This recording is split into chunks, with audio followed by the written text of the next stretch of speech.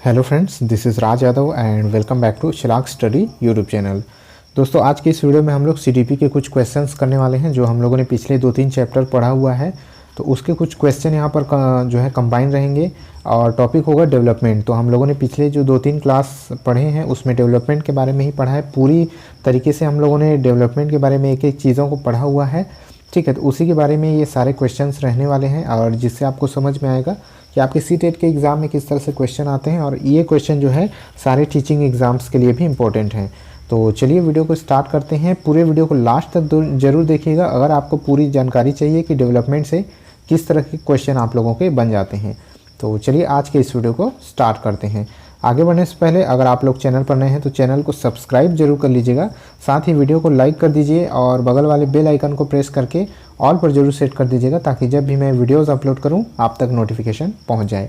दोस्तों, Telegram channel join जरूर कर लीजिएगा। वहां पर जो है मैं इंपॉर्टेंट पीडीएफ जो है टाइम पर वहीं अपलोड करता हूँ और साथ ही जो सूचनाएँ देनी होती हैं मैं वहीं पर आप लोगों को दे देता हूँ। तो चलिए वीडियो को स्टार्ट करते हैं। देखते हैं आज का पहला क्वेश्चन। तो दोस्तों, सबसे फर्स्ट क्वेश्चन है यहाँ पर कि विकास उत्पाद है, यानी कि जो डेवलपमेंट है वो किसका प्रोडक्ट है। ठीक है, प्रोडक्ट। ये क्वेश्चन आ भी चुका है आपके सीटेट के एग्जाम में पहले भी। विकास उत्पाद है, किसका उत्पाद है ये आपसे पूछा जा रहा है। ऑप्शन है आपके अधिगम का यानी कि लर्निंग का, परिपक्वता यानी कि मैच्योरेशन, ठीक है, उसके अलावा अधिगम तथा परिपक्वता का। तो यहाँ पर लर्निंग एंड जो है मैच्योरेशन, लर्निंग और मैच्योरेशन का या फिर अभ्यास का यानी कि प्रैक्टिस का।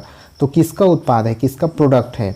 ठीक है, तो आप लोग जो है वीडियो को चाहें तो आप लोग वीडियो को पॉज करके अपना आंसर देते चलिएगा। जो कमेंट बॉक्स है वहाँ पर अपना आंसर देते चलिएगा और वीडियो समाप्त होने के बाद आपको कमेंट बॉक्स में ये बताना है कि कितने क्वेश्चन आपके सही हुए। ठीक है, यहाँ पर हम लोग टोटल 10 क्वेश्चंस करने वाले हैं।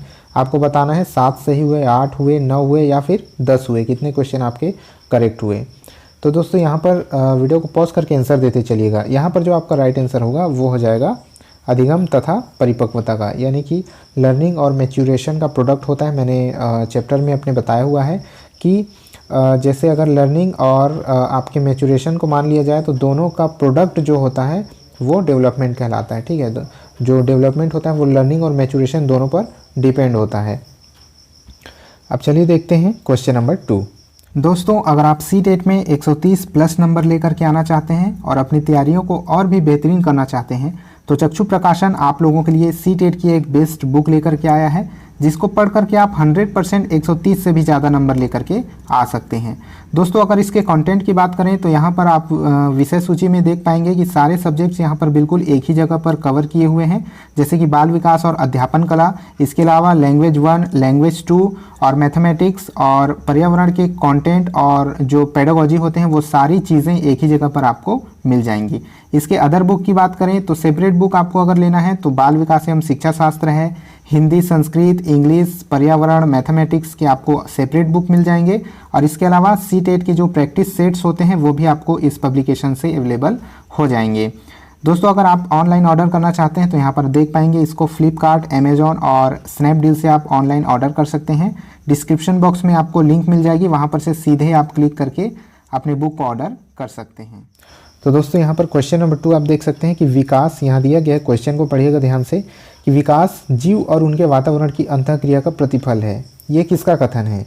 यहाँ पर एक कथन दिया गया है कि विकास जो है जीव और उनके वातावरण की अंतःक्रिया का प्रतिफल है। विकास कैसा है, जीव और उसके वातावरण की अंतःक्रिया का, यानी कि जो है जीव है, चाहे मान लीजिए वो इंसान है या फिर किसी भी जीव का जो बच्चा है, ठीक है, उसके और उसका वातावरण, उसका जो नेचर होता है और उसका जो नर्चर होता है उसके अंतःक्रिया का प्रतिफल है। ठीक है, अंतःक्रिया का प्रतिफल है।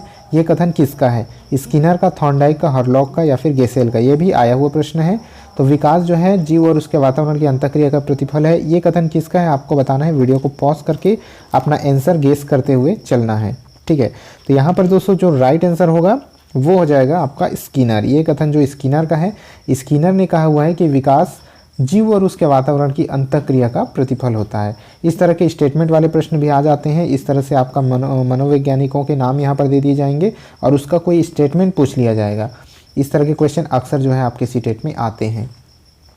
आगे बढ़ते हैं क्वेश्चन नंबर 3। किस अवस्था को टॉय एज कहा जाता है। बहुत ही कॉमन क्वेश्चन है, कई बार मल्टीपल बार जो है एग्जाम्स में, छोटे बड़े एग्जाम्स में पूछा जा चुका है।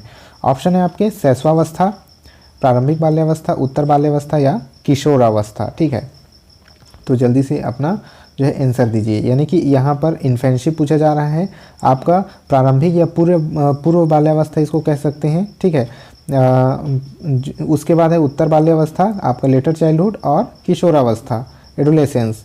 तो आपको बताना है वीडियो को पॉज करके कि आपका आंसर क्या होना चाहिए। ठीक है, तो यहाँ पर जो राइट आंसर होगा इस क्वेश्चन का टॉय एज, मैंने बताया हुआ था पिछली ही क्लास में, मैंने बताया है टॉय एज। इसका जो राइट आंसर होगा वो हो जाएगा ऑप्शन नंबर बी, प्रारंभिक बाल्यावस्था। ठीक है, प्रारंभिक बाल्यावस्था किस अवस्था को कहते हैं? 2 से 6 साल की जो अवस्था होती है वो आपकी प्रारंभिक बाल्यावस्था कहलाती है।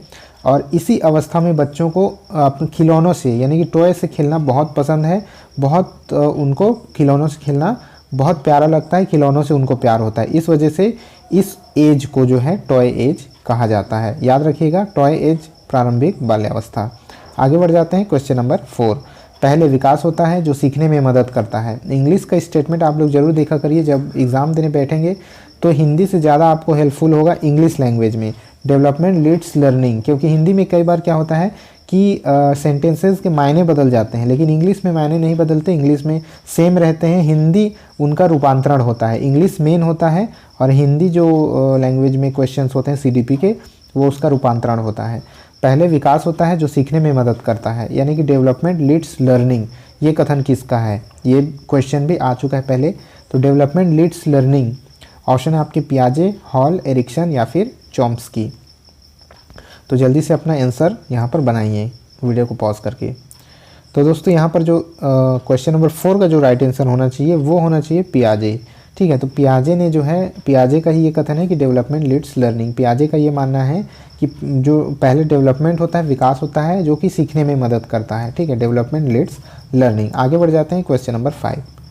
किस अवस्था में बच्चा क्रियात्मक होना शुरू होता है? ठीक है, क्रियात्मक जो उसका डेवलपमेंट होता है वो किस एज में जाकर के डेवलप होना स्टार्ट हो जाता है? किशोरावस्था, पूर्व बाल्यावस्था, उत्तर बाल्यावस्था या फिर शैशवावस्था? तो जल्दी से अपना आंसर दीजिए। इस क्वेश्चन का जो राइट आंसर होगा वो हो जाएगा आपका उत्तर बाल्यावस्था। ठीक है, उत्तर बाल्यावस्था यानी कि लेटर चाइल्डहुड, जो कि 6 से 11 वर्ष का जो समय होता है, यही वो एज होता है जब बच्चा जो है क्रियात्मक होना स्टार्ट हो जाता है। उसके माइंड में जो है क्रिएटिविटी डेवलप होने लगती है। किसी भी चीज़ या फिर तार्किक जो चीज़ें होती हैं, उन तार्किक नहीं कहना चाहिए, क्रिएटिव। ठीक है, क्रिएटिविटी उनके माइंड में स्टार्ट होने लगती है। चलिए आगे बढ़ते हैं क्वेश्चन नंबर 6। गैंग एज किस अवस्था को कहा जाता है? ये भी मैंने कल के चैप्टर में पढ़ाया हुआ है, बहुत ही कॉमन क्वेश्चन है। गैंग एज किस अवस्था को कहा जाता है? ऑप्शन देख लीजिए फिर से, किशोरावस्था, पूर्व बाल्यावस्था, उत्तर बाल्यावस्था या फिर शैशवावस्था। तो गैंग एज, किस एज में जो है बच्चा गैंग में रहता है, अपने पीयर ग्रुप के साथ गैंग बना करके वो चलता है? तो गैंग एज किसको कहा जाता है? दोस्तों ये वो एज होता है, फिर से 6 से 11 वर्ष का ही ये एज होता है जहाँ पर बच्चा जो है अपने गैंग में रहना पसंद करता है, और इस वजह से इस एज को गैंग एज कहा जाता है। तो इसका जो राइट आंसर होगा वो हो जाएगा आपका उत्तर बाल्यावस्था। ठीक है, 6 से 12 वर्ष का समय उत्तर बाल्यावस्था गैंग एज कहलाता है। आगे बढ़ते हैं क्वेश्चन नंबर 7। किस अवस्था में शारीरिक विकास सबसे ज़्यादा होता है? तो मैंने बताया हुआ था कल के क्लास में कि शारीरिक विकास किस अवस्था में सबसे तेज़ी से और सबसे ज़्यादा मात्रा में होता है? ऑप्शन है प्रसव पूर्व अवस्था, पूर्व बाल्यावस्था, उत्तर बाल्यावस्था या शैशवावस्था। ये सभी के सभी इम्पोर्टेंट क्वेश्चन हैं और जो है छोटे बड़े एग्ज़ामों में सभी को पूछा जा चुका है। तो आपको परिचित होना ज़रूरी होगा कि किस तरह के प्रश्न आपके एग्ज़ाम्स में आ जाते हैं। तो चलिए जल्दी से अपना आंसर देने की यहाँ पर कोशिश कीजिएगा। तो इस क्वेश्चन का जो राइट आंसर होगा वो हो जाएगा आपका प्रसव पूर्व अवस्था। मैंने कल की क्लास में यही बताया हुआ था कि जो प्रसव पूर्व अवस्था है, जो प्री नेटल पीरियड है, यानी कि गर्भावस्था भी इसको आप कह सकते हैं, जब एक बच्चा अपने माँ के गर्भ में होता है, वही ये समय होता है जब उसके शरीर का सबसे ज़्यादा विकास होता है। जैसे मैंने एग्जाम्पल बताया था कि जब उसका विकास होना स्टार्ट होता है तब वो एक पानी के बूंद जितना बराबर होता है, लेकिन जब उसका बर्थ होता है तो वो करीब 1 फुट का हो जाता है। तो आप सोच सकते हैं यहाँ से यहाँ उसके कितना गुना, लाखों हजारों लाखों गुना उसका विकास शरीर का हो जाता है। तो सबसे ज़्यादा शारीरिक विकास किस अवस्था में होगा? प्रसव पूर्व अवस्था। Option number A right answer हो जाएगा। आगे बढ़ते हैं क्वेश्चन नंबर 8। भावनात्मक स्वतंत्रता प्राप्त करना किस चरण का एक विकासात्मक कार्य है? कहने का ये मतलब है कि भावनात्मक स्वतंत्रता किस चरण में बच्चा प्राप्त करता है, ठीक है, किस चरण में प्राप्त करता है। ऑप्शन है आपके प्रसव पूर्व अवस्था, किशोरावस्था, उत्तर बाल्यावस्था या फिर शैशवावस्था, ठीक है। तो चलिए अपना आंसर बनाने की यहाँ पर कोशिश कीजिएगा। भावनात्मक स्वतंत्रता कहने का मतलब इमोशनल फ्रीडम किस अवस्था में बच्चा प्राप्त करता है। तो इस क्वेश्चन का जो राइट आंसर होगा वो हो जाएगा यहाँ पर किशोरावस्था। किशोरावस्था यहाँ पर राइट आंसर हो जाएगा, जो कि 11 से 17 वर्ष के आसपास का जो समय होता है, यही वो एज होता है, यही वो अवस्था होता है जहाँ पर बच्चा भावनात्मक स्वतंत्रता प्राप्त करता है। जैसे कि गुस्सा, खुशी, दुख, इस तरह की जो भावनात्मक विचार होते हैं उनमें वो फ्रीडम हो जाता है, स्वतंत्र हो जाता है, अच्छी तरह से समझने लगता है कि एक्चुअल में किस परिस्थितियों में गुस्सा होना चाहिए, दुख कब होता है और खुशी कब होती है। इस तरह की चीज़ें, भावनात्मक स्वतंत्रता जो होता है इसी अवस्था में, इसी एज में बच्चे में डेवलप होता है। आगे बढ़ते हैं क्वेश्चन नंबर 9। सामान्य तौर पर अचानक से ऊंचाई का बढ़ना किस चरण में होता है। यानी कि सामान्य तौर पर जनरली अचानक से ऊंचाई का बढ़ना किस चरण में होता है। कौन सा ऐसा चरण है जहाँ पर अचानक से बालक या बालिका की ऊंचाई अचानक से बढ़ना स्टार्ट हो जाती है। वयस्कावस्था, वयस्क होने पर, यानी वयस्क कहने का मतलब 18 प्लस होने पर, या फिर किशोरावस्था में, या फिर उत्तर बाल्यावस्था में, या फिर शैशवावस्था में। तो इसका जो राइट आंसर होगा वो हो जाएगा आपका ऑप्शन नंबर बी, किशोरावस्था, ठीक है। किशोरावस्था, जब एक बालक किशोर हो जाता है, फिर से वही 11 से 17 वर्ष के एज में जब वो पहुंचता है, तभी उसका बालक या बालिका का ऊंचाई अचानक से बढ़ना स्टार्ट हो जाता है। तो ऊंचाई का अचानक से बढ़ना किशोरावस्था में देखा जाता है। आगे बढ़ते हैं और देखते हैं क्वेश्चन नंबर 10। सामान्य तौर पर एक शिशु को किस तरह का खेल पसंद होता है। शिशु, यहाँ शिशु की बात की जा रही है, यानी जाहिर सी बात है शैशवावस्था की बात की जा रही है, जो कि 0 से 2 वर्ष तक का समय होता है, ठीक है। तो एक शिशु को किस तरह का खेल पसंद होता है। ऑप्शन है आपके सेल्फ प्ले, या फिर सेल्फ प्ले यानी खुद से खेलना, खुद अपने आप में खेलना, या फिर खिलौनों से खेलना, पीयर्स के साथ खेलना यानी अपने पीयर ग्रुप में ज़्यादा बिजी रहना, या फिर इनमें से कोई नहीं। आपको बताना है क्या वो खुद से खेलता है, या खिलौनों से खेलता है, या अपने पीयर ग्रुप्स के साथ खेलता है, या फिर इन तीनों में से जो है कोई सही आंसर नहीं होगा। तो जल्दी से अपना आंसर दीजिए यहाँ पर। तो इस क्वेश्चन का जो राइट आंसर होगा वो हो जाएगा आपका option number 1, option number A, यहाँ पर सेल्फ प्ले राइट आंसर हो जाएगा।